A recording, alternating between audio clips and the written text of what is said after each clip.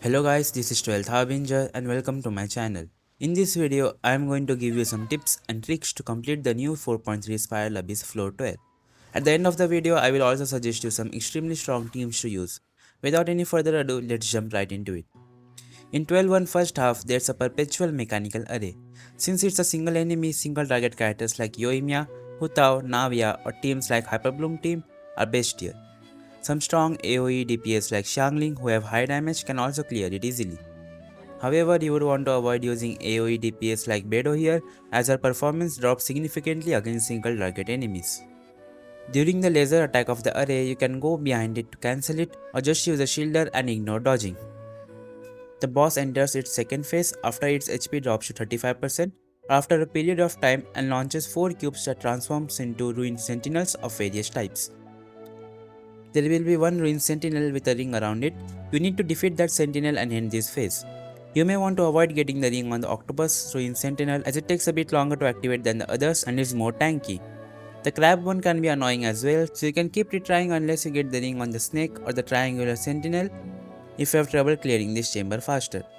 Try to recharge your bursts or make sure your skills are ready when you defeat the ring sentinel to send the boss into crippled state, as during this time it has negative resistance and you can finish it off easily. If your boss has less HP left, you can avoid using a burst and save it for the next chamber.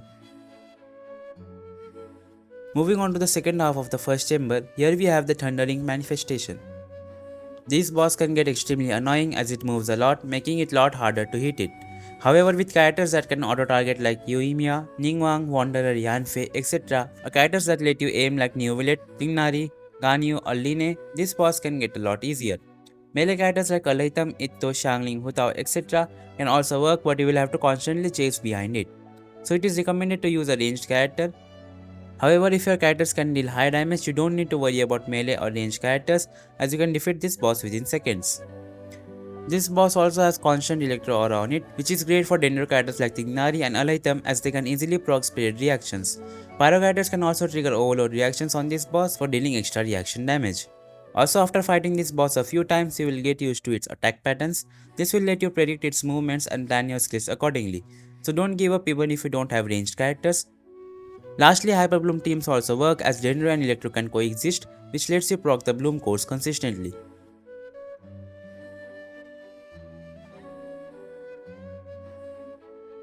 This chamber has a total of 4 enemies. In the first wave, it will be just this Fontaine Mecha enemy. After you defeat it, the next wave will have a Ruin Guard.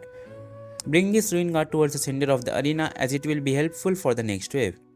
After defeating the Ruin Guard, you will have to deal with 2 Ruin Graders. And as you can see, since I positioned myself towards the center, the 2 Ruin Graders walked towards me and as a result they got grouped together. This trick is extremely helpful for AoE DPS characters or characters like Hutao, as grouping them will let you hit both the enemies at the same time. For the second half of the second chamber, we have 2 Geo Spectres and 3 Geo Slimes. Don't bring Geo DPS here as these enemies are immune to it. The Geo Shield of these slimes can be easily broken with heavy attacks like Claymore hits, plunge attacks or Geo attacks, or some attacks like Rizli's charge attacks. However, you should not force yourself to bring a character specifically to break their shields, as it can be easily broken with fast attacking sword characters. The bloom hits can also help to break the shield, even Neuvillette's charge attacks works. So the shields can be broken easily even without a heavy hitting character. Also, you can crowd control the specters using an anemo character like Kazuha, Venti or Sucrose. After defeating the enemies, the next wave will spawn 2 Primo Geo Vishaps. These Vishaps get staggered and knocked back easily. As a result, you can go to the right or the left Vishap and push it towards the other one with charge attacks and group them together.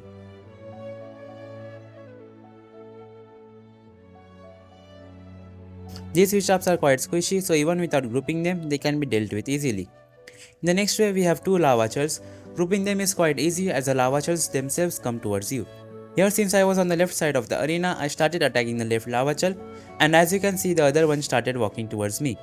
If you are somewhere near the north side of the arena, you can wait for the 2 of them to jump towards you. Make sure to dodge the jump attack as it can be lethal. As you can see, my Yelan got one-shotted even with this much HP. The Lava Churls come in enhanced state. As a result, they have increased attack damage and are more aggressive. If you have Zhongli or any other hard-hitting characters, you can easily break their shields to make defeating them easier. However, it is not needed as they have quite low HP pool, so you can defeat them quickly with a decently built DPS. Moving on to the 12-3 first half. The first half has Hydro Tulpa. As this boss is constantly inflicted with Hydro, this chamber is like a walk in the park for Pyro characters as you can easily proc vaporize reactions on it. Hyperbloom teams are also amazing here. This doesn't mean that only Pyro characters work here, you can clear it with any proper teams except of course the Hydro ones. You just need to dodge its attack or ignore dodging if you have a shielder and deal decent damage, and that will be enough to finish this boss quickly. Also, whenever you see these small tulpas on the ground summoned by this boss, defeat them immediately as the boss will absorb it and enter enhanced state for a few seconds. This increases the damage of the boss and resistance to all elements is increased by 45%. So you would want to avoid that if you wish to clear this chamber faster. The second chamber of 12-3 will have 2 electro lava shells at the start. As soon as the battle starts, the lava shells will charge at you and go behind you. You would want to stay at the center so that when the lava shells charge at you, they will end up on the south side of the arena. The second wave of enemies will spawn on the south side, so positioning yourself there will let you engage in fight as soon as the second wave enemies spawn. These lava shells are in enraged state and will have higher attack damage, so make sure to dodge their attacks. Their shields can be destroyed by using Pyro, Dendro, Cryo, Geo to end their enhanced state. After defeating the lava shells, we have 2 female Eremite enemies. One is Dendro and the other one is Pyro. These enemies are extremely easy. As soon as they join the battlefield, they will summon their pets. Defeating their pets will stun the summoner, decrease their resistance, and also deal a significant amount of damage to them. You will need to dodge their attacks in order to avoid getting killed by burn damage. When you see a Dendro circle on the ground, run immediately as a serpent pet will trap you inside the circle.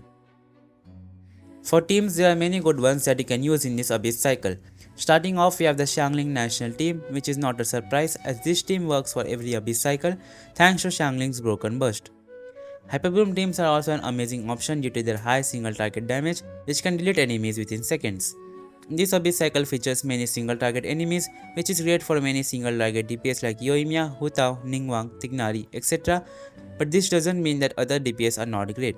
Any characters or any teams work as long as they can deal high enough damage. Also, make sure to use the right team. For example, don't use freeze teams against boss enemies unless you have Ayaka or Ganyu. Even if you have Ayaka or Ganyu, it would be better to use Mono Cryo instead of freeze against boss enemies unless you have Furina. Also, if you have New Village or Alaitam, they can make your Abyss clears a lot easier. If you are having trouble building your teams, you can comment down your characters and I will try my best to suggest you some teams that you can use. And that's all for this video. I hope it was helpful. Don't forget to like and share the video and subscribe for more Genshin Impact content. Thanks for watching.